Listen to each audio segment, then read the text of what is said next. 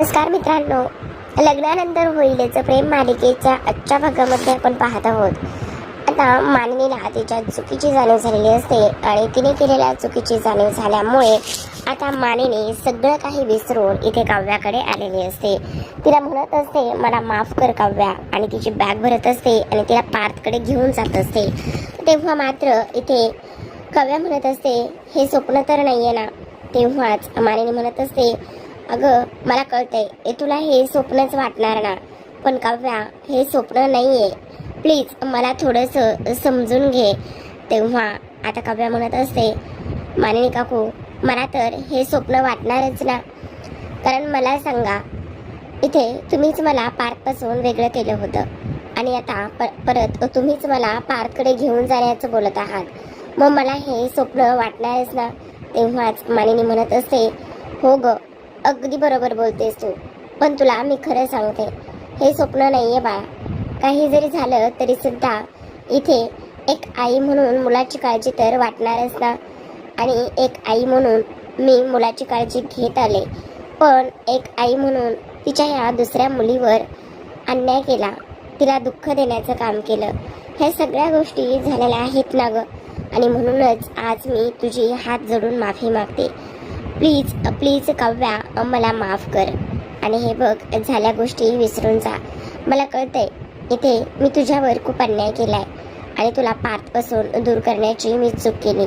तेव्हाच काव्या म्हणते, काकू पण एक गोष्ट सांगू, तुम्ही मला आत्ता पार्थकडे घेऊन जाल, पण पुन्हा आणखी थोड्या वेळाने तुमच्या मनामध्ये असा विचार आला की मी पार्थच्या योग्य नाहीये, त्याचबरोबर मी तुमच्या मुलाला पार्थला फसवते, तर मग तुम्ही काय कराल? परत तुम्ही मला त्यांच्यापासून वेगळं कराल. तेव्हाच इकडे आता मानिनी म्हणत असते, नाही ग, मी असं काही नाही करणार आहे. तेव्हाच काव्या म्हणते, तुम्हाला वाटत असेल माझ्या भूतकाळाबद्दल, तो आता वर्तमानात आहे, पण तसं नाही आहे काकू, माझं वर्तमान काहीच नाही आहे, त्यामुळे मी तुम्हाला कुठलाच पुरावा आणून देऊ शकत नाही. म्हणूनच मी तुम्हाला सांगते, मला नका घेऊन जाऊ. तेव्हाच आता मानिनी म्हणत असते, प्लीज काव्या, मी तुझ्या समोर हात जोडते, मला माफ कर, झालेल्या गोष्टी विसरून जा. आणि हे बघ, मी पण माणूस आहे ना ग, आणि एका आईला काळजी मुलाची वाटणारच ना, आणि तसंही पार्थ माझा जीव की प्राण आहे, असं म्हणून मानिनीने अक्षरशः काव्यासमोर हात जोडलेले असतात आणि माफी मागितलेली असते. तेव्हाच आता इकडे काव्या म्हणत असते, नाही, माफ तर नाही करणार, पण हां, तुम्ही जर माझ्यासाठी माझी आई म्हणते, जर एखादा तोंडात साखर घेऊन आलेला असेल आणि आपल्या मनातील कटुता आपल्याला घालवायची असेल, तर कसलाच विचार न करता आपण आपल्या मनातील कटुता असते ती घालून टाकावी. तेव्हाच जर मी तुम्हाला माफ करावं, त्याचबरोबर मी पारच्या खोलीमध्ये यावं असं जर वाटत असेल, तर इथे मला उद्या सकाळी तुमच्या हातचा गरमागरम प्रसादाचा शिरा बनवून द्याल का? हे सगळं जर तुम्ही करत असाल तर मी नक्कीच इथे तुम्हाला माफ करायला नक्कीच तयार आहे, असं सुद्धा आता इकडे काव्य बोलत असते.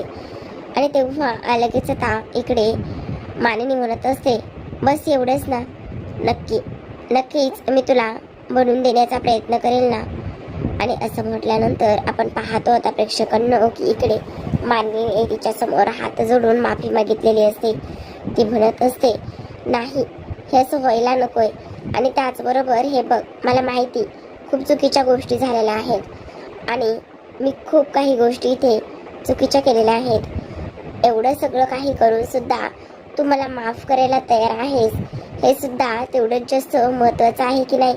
आता आपण पाहतो प्रेक्षकांना की इकडे माफी तर मागितलेलीच असते, आणि माफी मागितल्यानंतर काव्याने मानिनीचे हात पकडलेले असतात आणि म्हणत असते, बस झालं काकू, नका स्वतःला त्रास करून घेऊ, एवढ्या सगळ्या गोष्टीचा केलंय मी तुम्हाला माफ, आणि नाही माझ्या मनामध्ये तुमच्याबद्दल कुठलीच काही गोष्ट.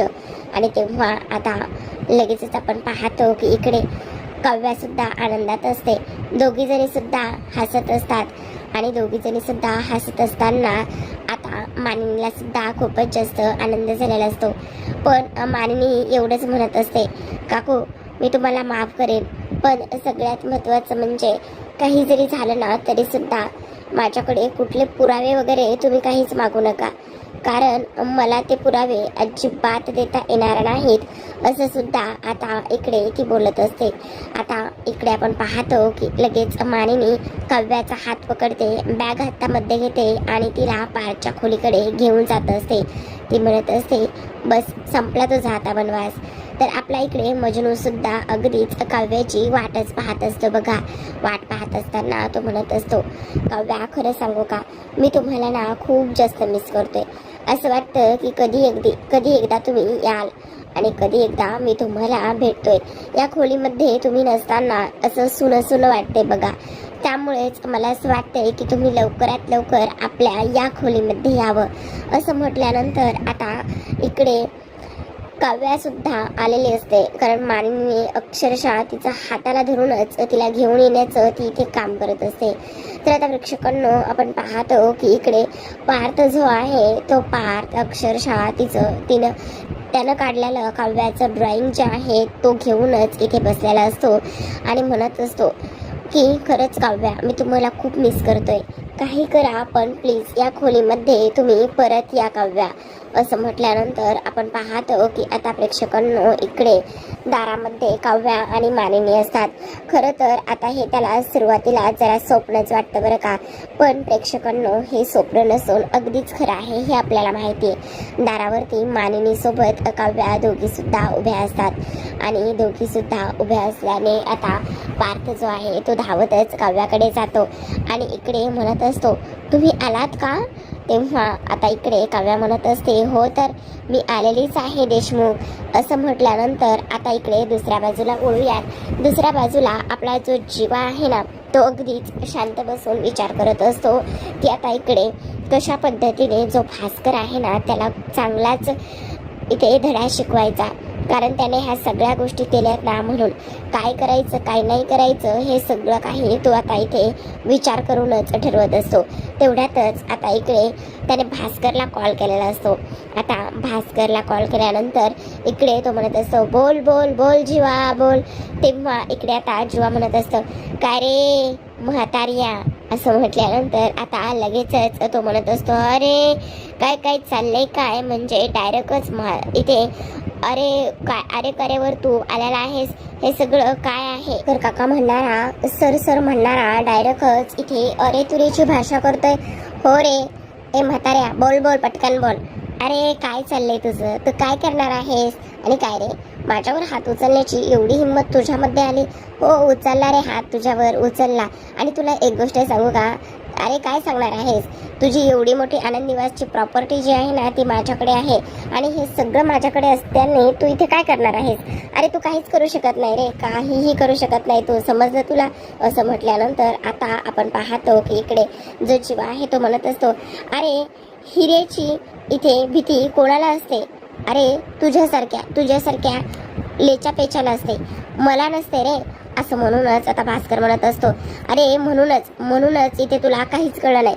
अरे काय कळलं नाही ते तरी सांगणार आहेस का? तुला एक गोष्ट सांगू, अरे ही माझीच आयडिया होती रे, अशीच आयडिया होती. चल ए भिकाऱ्या, तुला ही माझी आयडिया जी होती ना ती अशीच दान म्हणून आणि गिफ्ट म्हणून मी तुला देऊन टाकत आहे, समजलं तुला? आणि त्याहूनही सगळ्यात महत्त्वाचं म्हणजे की ते तुम्हाला भिकारी म्हणतोस? अरे हो भिकारीच म्हणतो, कारण तीच माझी आयडिया होती. अरे केस पिकलेत तुझी म्हाताऱ्या, 1 रुपयाची अक्कल नाहीये तुला आणि माझी आयडिया घेतलीस? चल अशा हा जीवाना 100 आयडिया क्रिएट करेल. 100 आयडिया क्रिएट, तुला कळेलच रे, आता कळेल. येणाऱ्या 6 दिवसामध्ये काय होतंय ते कळेलच तुला.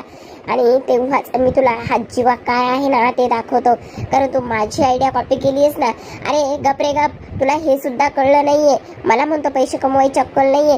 त्या पेपरमध्ये डुप्लिकेट पेपर मी इथं चिटकून ठेवला आणि त्यावरती तू सही केलीस. तेव्हा जीवा म्हणत असतो, म्हणजे तू फ्रॉड केलास माझ्याबरोबर? हो फ्रॉडच केलाय तुझ्याबरोबर, बघ आता काय करतो 6 दिवसात. तर तेव्हाच जीवा म्हणत असतो, आता बघ येणारा काळ आणि वेळच ठरवेल. असं म्हणून चेअर्स म्हटल्यानंतर फोन ठेवला जातो. तेव्हाच इकडे आता भास्कर म्हणत असतो, ह्याला कसं कळलं मी दारू पितोय म्हणून? आता जीवा म्हणत असतो, आता बघच तुझी दारू नाही ते उतरवली तर मग इथे मी नावाचा सुद्धा जीवा विक्रम देशमुख नाहीये, तू खूप काही बोललायस आणि खूप काही गोष्टी केल्यास असं म्हणून आता जीवा इथे पेटूनच उठलेला असतो. तर प्रेक्षकांनो, आपण पाहतो इकडे दुसऱ्या बाजूला आता लगेचच इथे जी काही काव्य आहे ती म्हणत असते, देशमुख मी खरंच आलेली आहे. काय मॅव मॅव बिल्ली खरंच आली? काय म्हणाला देशमुख? आता बिल्ली म्हणजे तुम्हाला मला मांजर म्हटल्याशिवाय पोटच भरत नाहीये का? हा, आता कसं माझ्या मनाला समाधान वाटलं की इथे फिसकरलेली मांजर ह्या खोलीमध्ये परत आली आहे म्हणून. बघितलं काकू कसं फिसकरलेली मांजर म्हणतायत मला. आणि तुम्हाला एकदा सांगू काकू, इथे ना मी एक वेळा अभ्यास करत बसले होते आणि अभ्यास करत बसलेले असल्या कारणाने इथे त्यांना वाटलं ना मी खरंच खोलीमध्ये नाहीये, भास व्हायला लागले. तेव्हाच आता पार्थ म्हणत असतो, अगं आई मला सांग, ह्या कधीही जातात आणि कधीही येताना कासवाच्या गतीने येतात, मग माझा हा भास होणारच ना. तेव्हाच काव्या म्हणते, काय म्हणालात मला तुम्ही? कासव म्हणालात मला? तेव्हाच आता इकडे तो म्हणत असतो, नाही नाही नाही सॉरी, एवढी मोठी चूक नाही मी करू शकत. असं म्हटल्यानंतर आपण पाहतो प्रेक्षकांनो की आता इकडे काव्या त्याच्यावर चिडलेली असते. काव्या त्याच्यावर चिडताना मानिनी आणि ती म्हणत असते, अरे अरे अरे हो हो हो, काय काय करताय काय तुम्ही इथे आई गेल्यानंतर भांडारे तुम्ही किती भांडताय. तेव्हाच काव्या म्हणत असते, बघा तर आई कसं म्हणतायत मला, काय म्हणतायत मला, कशा पद्धतीने बोलतायत, हे तुमच्या समोरच बोलतायत की नाही. असं म्हणूनच आता इकडे पार्थ म्हणत असतो, अगं हो आई मी अगदीच तुला बरोबर सांगत आहे, तुला नाही माहिती ह्या हल्ली ना खूपच डेंजर वागतात. आणि आई तुला एकदा एक गोष्ट सांगू का, ह्या ना खूपच डेंजर आहेत बरं का. असं म्हटल्यानंतर आता इकडे लगेचच जो काही इकडे जीवा आहे पार्थ आहे तो म्हणत असतो, हो अगदी बरोबर आहे, पण काय आहे ना त्याचं पार्थ, बायकोने सुद्धा तसंच असायला हवं आणि नवऱ्याने सुद्धा तिची तेवढीच काळजी घ्यायला हवी. असं म्हटल्यानंतर आता पण हे तुमच्या दोघीमधलं जे भांडण आहे ना ते मिटलं ना, त्यामुळे मला मात्र खूपच जास्त आनंद इथे होत आहे असं पार्थ म्हणत असतो. तेव्हा आता इकडे आमचं भांडण होतं ना ते पूर्ण इथे मिटलेलं आहे, त्यामुळे तुम्हाला आता इथे काळजी करण्याची वगैरे काहीही गरज नाहीये. आता लगेचच इकडे तो म्हणत असतो, अच्छा मग तुम्ही कासव नाही तर कोण आहात? ठीक आहे मग मी जाऊ का परत, तुमचा जर माझ्यावर विश्वास नसेल तर. तेव्हा लगेच पार्थ म्हणत असतो, नाही नाही नाही नाही सॉरी चुकून मी बोललो असं, परत असं कधीही बोलणार नाहीये. आपण काय ना तुम्ही खरंच खूप भांडता बाबा. असं म्हटल्यानंतर आता मान्य म्हणत असते, तसं तर आहेच ते, पण असं देत असेच कायम आनंदात राहा. असं म्हणून आता लगेच तो मानिनीला साईडने मिठी मारतो. तेव्हाच आता इकडे मानिनी म्हणत असते, अरे बायको समोर अशी आईला मिठी मारणं हक करणं बरोबर नाहीये, ती जलस फील करेल काय. तेव्हा सगळेजण हसायला लागलेले असतात. आता हसत असतानाच आपण पाहतो मानिनी म्हणत असते, आता मी निघते, मी पळ काढते बाबा, उगाचच मांजर आणि ते बोक्याच्या मध्ये मला कशाला यायला हवंय, चला मी येते. असं म्हणून आता मानिनी दरवाजा बंद करते, दोघांना आशीर्वाद देऊन निघून गेलेली असते. तर आता प्रेक्षकांनो, लग्नानंतर होईलच प्रेम हे टायटल सॉन्ग त्यांनी तर बराच वेळ प्ले केलेला आहे बरं का. आता दोघे सुद्धा अवघडल्यासारखे असतात, दोघांना सुद्धा लवकर काय बोलावं काय नाही ह्या गोष्टींची बात सुचत नसतात बरं का. म्हणूनच आता इकडे काव्या जी आहे ना ती विषयाला वळण देण्याचं काम करते. ती म्हणत असते, काय हो देशमुख मला एक गोष्ट सांगा, इथे तुम्ही माझं ड्रॉइंग काढलेलं आहे. तेव्हाच इकडे तो म्हणतो, हो तर मग का नाही काढायचं, ते मी एवढा मोठा आर्किटेक्ट बोका आहे ना म्हणूनच मी हे तुमचं ड्रॉइंग काढलंय. असं म्हणून काव्या ते ड्रॉइंग हातामध्ये घेते आणि हातामध्ये ड्रॉइंग घेऊन तिला खरं तर ते ड्रॉइंग खरंच खूप आवडलेलं असतं, कारण जो काही पार्थ आहे ना त्यानं ते ड्रॉइंग खूपच मस्त आणि इंटरेस्टिंग काढलेलं असतं. त्यामुळे इथे काव्याला सुद्धा खूप आनंद होत असतो. बरं हो का काढलं तुम्ही माझे चित्र आणि चक्क हुबेहूब काढले, असं काय करताय, माझ्यावर संशय घेताय. टॉप 3 आर्किटेक्ट पैकी एक आहे मी, तेवढं तर जमणारच ना मला. हो पण खरंच अगदी नाक डोळे कान सगळं अगदी परफेक्ट काढलेलं आहे बघा तुम्ही. असं म्हटल्यानंतर आपण पाहतो की आता इकडे लगेचच काव्या म्हणत असते, पण मला सांगा देशमुख, हे चित्र जे आहे ना ते तुम्ही का आणि कशामुळे काढलेलं आहे हे तर मला नाही समजलं. तेव्हाच आता इकडे तो म्हणत असतो, त्याचं काय आहे ना, तुम्ही ते खोलीमध्ये नव्हतात, मग मला तुमची खूप आठवण येत होती, म्हणून म्हटलं आता काहीतरी असं करावं जेणेकरून तुम्ही इथे असल्याचं मला कळेल किंवा मला तुमची कमी भासणार नाही. खरं तर तुमची कमी नेहमीच भासत राहते तुम्ही नसताना, पण तरी सुद्धा थोडासा त्यात तो प्रयत्न होता, म्हणून काय उचलली पेन्सिल आणि लागलो चित्र काढायला. आणि मग मला कळलं माझी काव्या देशमुख किती सुंदर दिसते. माझी काव्या? हो म्हणजे अच्छा असं आहे तर. पण कसं झालंय चित्र? खरंच खूप सुंदर काढलंय बरं का देशमुख तुम्ही चित्र. असं म्हणून दोघे सुद्धा आता एकमेकांकडे पाहत पुन्हा एकदा एकमेकांच्या डोळ्यामध्ये हरवलेले असतात. कारण पार्थ जो आहे ना तो काव्याला माझी काव्या असं म्हटलेलं असतो. तेव्हा काव्याने त्यावर उलट प्रश्न विचारलेला असतो माझी काव्या म्हणून. पण खरंच जमले की मस्त बोक्याला असं म्हणून दोघे सुद्धा हसत असतात. काव्या तर आता खोलीमध्ये आल्यानंतर खूपच जास्त आनंदामध्ये असते. तिचा हा आनंद पाहून पार्थ सुद्धा खूपच जास्त खुश झालेला असतो. कारण काव्याला त्यानं काढलेलं हे चित्र आणि त्याचबरोबर चित्र काढून तिला एवढं सगळं मिस करत होता. हे सगळं तिला खूप जास्त आवडत होतं. तर आता प्रेक्षकांनो इकडे दुसऱ्या बाजूला वळूयात. दुसऱ्या बाजूला विक्रम आलेले असतात आणि विक्रम आल्यानंतर इकडे मानिनी म्हणत असते अहो आलात तुम्ही? अरे हो मी आलोय, पण तुम्ही कुठे फिरताय? तुम्ही तर पाय तुमच्या खोलीला नाहीच आहे. त्याचं काय आहे ना आता म्हटलं चला 2 पक्षांमधलं अंतर कमी करूयात, 2 पक्षांना एकत्र आणूयात. त्याचं काय ना काव्याला शेवटी पाठच्या खोलीमध्ये शिफ्ट केलं आणि दोघांना एकत्र आणलं. असं म्हटल्यानंतर आता पण तुमचं काय हो? अगं काय नाही ग, आता आपला पार्थ ऑफिसमध्ये नाही आहे ना, त्यामुळे आता कामाचा थोडासा प्रेशर आहे, थोडासा लोड आहे.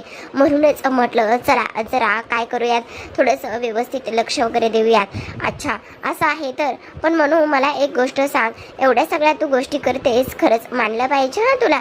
अहो मानायला काय पाहिजे त्यामध्ये? तुम्हाला मला मानायची वगैरे काही गरज नाही आहे. कारण त्या दोघांना एकत्र आणणं गरजेचंच होतं. तर आता प्रेक्षकांनो ना यांचं इथे थोडंसं भांडण झालेलं आहे बरं का.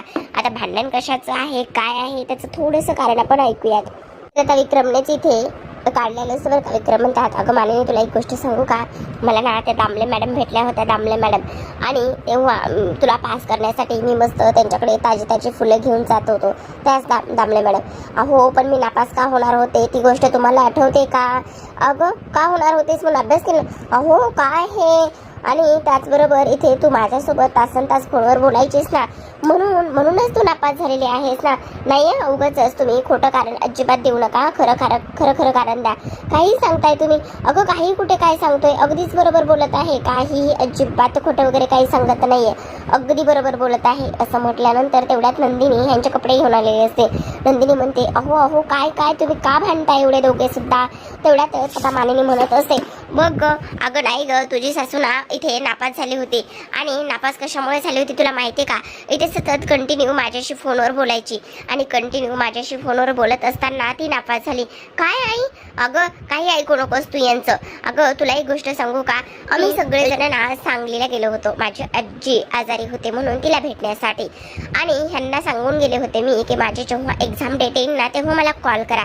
तर त्यांनी इथे ज्युनियरच्याच जे काही क्लास आहे त्यांची एक्झाम डेट आली आणि त्यावर मला सांगितलं. मग मी आले ना धावत पळतच आणि झाला माझा पेपर मिस झाला आणि त्यामुळे मी इथे नापास झाली होती. काहीही कारण देऊ नका उगाचच.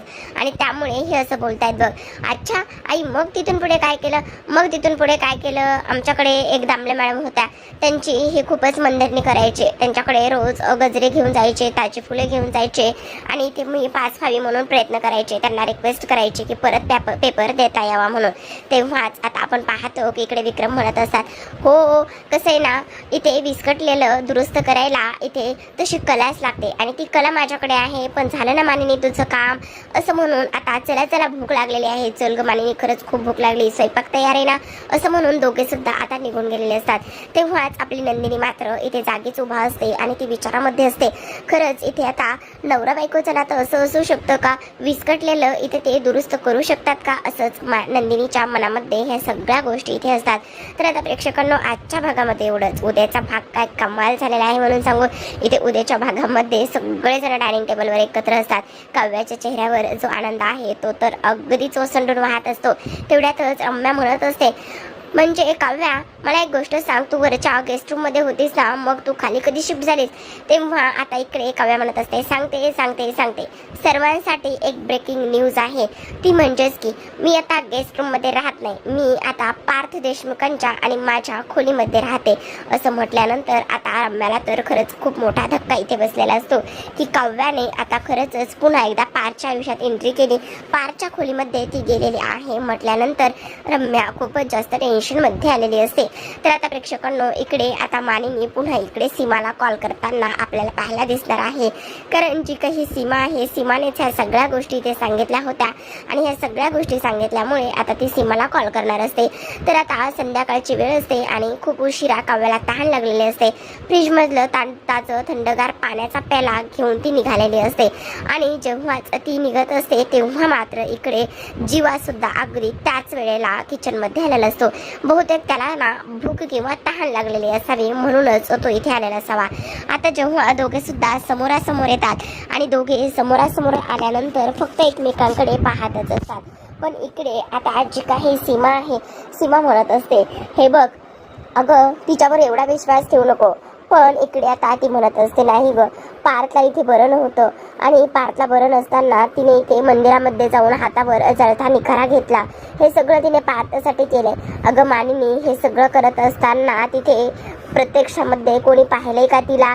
तू उगाच तिची बाजू घेऊ नकोस बघ. हा मानिनी म्हणते, नाही ग, हे बघ, माझ्या मनात असलेले सगळं गैरसमज आता दूर झालेत आणि मी कसल्याही कोणत्याही गोष्टीचा इथे विचार करणार नाही बघ. असं म्हटल्यानंतर प्रेक्षकांनो आपण पाहतो की आता सीमाने पुन्हा एकदा मानिनीचे कान भरण्याचा प्रयत्न केलेला आहे. पण आता खरंच मानिनी एवढ्या हलक्या कारणाची असू शकते का? आणि हलक्या कारणाची असेल तर ती पुन्हा आता इकडे काव्याला पुन्हा पार्थपासून वेगळं करेल का? किंवा पुन्हा आणखी काही करून वेठीस धरेल का? ह्या सगळ्या प्रश्नांची उत्तरं आपल्याला उद्याच्या भागामध्ये मिळणार आहे. तर पाहत रहा लग्नानंतर होईलच